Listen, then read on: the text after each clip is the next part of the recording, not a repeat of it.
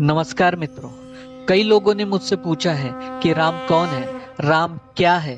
श्री राम के लिए हम लोग इतने पागल क्यों हैं, इतना क्यों उन्हें मानते हैं, क्यों उनकी चरण वंदना के लिए लालायित रहते हैं। आज भगवान श्री रामचंद्र के नाम का यहाँ गुणगान करते हैं। चलिए आज समझते हैं राम क्या है।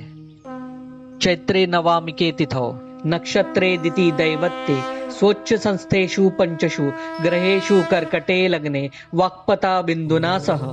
अर्थात चैत्र मास की नवमी तिथि में पुनर्वसु नक्षत्र में 5 ग्रहों के अपने उच्च स्थान पर रहने पर तथा कर्क लग्न में चंद्रमा के साथ बृहस्पति के स्थित होने पर श्री राम का प्राकट्य हुआ था, जो नित्यानंद स्वरूप है और जिन भगवान में योगी जन रमण करते हैं, इसलिए वे राम हैं।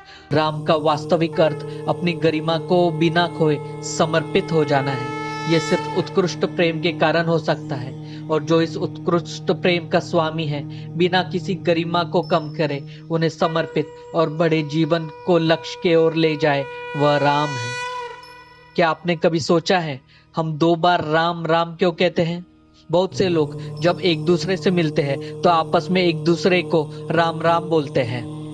1 बार या 3 बार क्यों नहीं बोलते? 2 बार राम राम बोलने के पीछे बहुत बड़ा गूढ़ रहस्य है, क्योंकि यह आदिकाल से ही चला आ रहा है। हिंदी की शब्दावली में र 27वां शब्द है, आ की मात्रा दूसरा और म 25वां शब्द है। अब तीनों अंकों का योग करें तो 27, 2 और 25 को मिलाकर 54 होता है, अर्थात एक राम का योग 54 हुआ। इसी प्रकार 54 और 54 का कुल योग 108 होगा। जब कोई जाप करते हैं तो 108 मनके की माला गिनकर करते हैं। पूरी माला का जाप सिर्फ राम राम कह देने से हो जाता है। तो एक बार जोर से कहिए, जय श्री राम। श्री संत कबीर का यह दोहा सब कुछ कहता है। एक राम दशरथ का बेटा, एक राम घट घट में बैठा, एक राम सकल पसारा, एक राम सबहु ते न्यारा। मन आशा और निराशा के बीच डोलता रहता है। परिस्थितियां भले ही निराशाजनक हो, लेकिन आस्तिकता में आशा बनी रहती है। श्री राम भारत की आस्था के प्रतीक है, इतिहास के महानायक है, राष्ट्र के पौरुष और पराक्रम के प्रतीक है। भारत का रोम रोम राम राम में रमा हुआ है। भारत की श्रुति स्मृति काव्य का अंतस है श्री राम। वाल्मीकि और तुलसी के काव्य में राम नाम श्रेष्ठ है। वाल्मीकि के राम मनुष्य है, मर्यादा पुरुषोत्तम है। तुलसी के राम ब्रह्म है, वह अवतार लेते हैं, लीला करते हैं, वे मुक्तिदाता है। श्री राम का आख्यान भारत के गांव गली तक व्याप्त है, वह भारत के कण कण में है। श्री राम का चरित्र व्यक्तित्व विश्वव्यापी है। संसार के हर कोने में राम की व्यापकता है। संस्कृत और प्राकृत सहित दुनिया के अनेक भाषाओं में श्री राम की कथाएं हैं। इंडोनेशिया में राम कथा पर कक्वीन रामायण है, थाईलैंड में राम कीएन, लाओस में फालम एवं पोमचाक है, मलेशिया, कंबोडिया, श्रीलंका, फिलीपींस तक रामचरित की व्यापकता है। तुलसी राम राज्य में समता का आदर्श रखते हैं। राम प्रताप विषमता खोई, राम राज्य में कोई दुखी नहीं, सब समृद्धि का हिस्सा पाते हैं। श्री राम मंगल भवन है, अमंगलहारी है। क्यों ऐसा कहा जाता है कि राम से बड़ा राम का नाम है?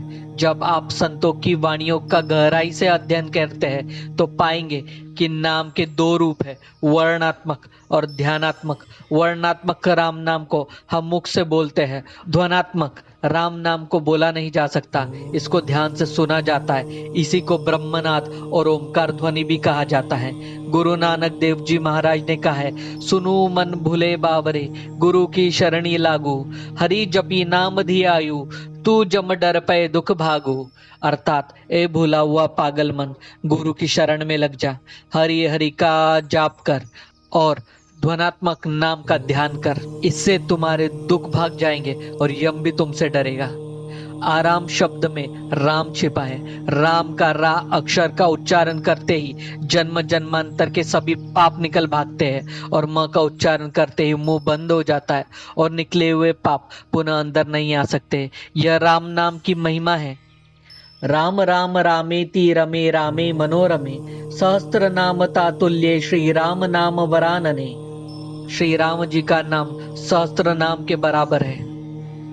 राम रक्षा स्तोत्र के श्लोक 36 में ऐसा वर्णन आया है कि भर्जनम भव बीजानाम अर्जनम सुख संपदाम तर्जनम यमदूताम राम रामेति गर्जनम।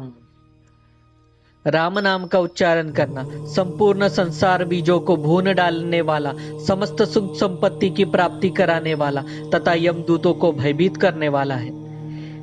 इसलिए किसी की भी अंतिम यात्रा के समय राम नाम सत्य उच्चारण करते हैं और किसी के मिलने पर राम राम कहते हैं, जिसका प्रचलन आज भी है। राम नाम लेते ही यमदूत या अशुद्ध विचार दूर हो जाते हैं और हम राममय हो जाते हैं, मन निर्मल हो जाता है।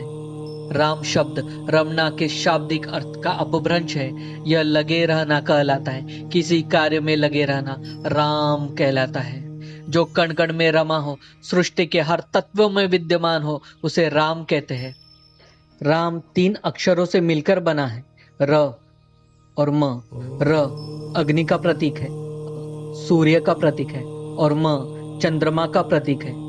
राम बोलने से शरीर में तीनों की साम्यता प्राप्त होती है, जो हर तरीके से प्रकृति को अनुकूल बनाकर साधना को सफल बनाता है। राम शब्द संस्कृत के 2 धातुओं से बना हुआ है, रम और घम। रम का अर्थ है रमना या निहित होना।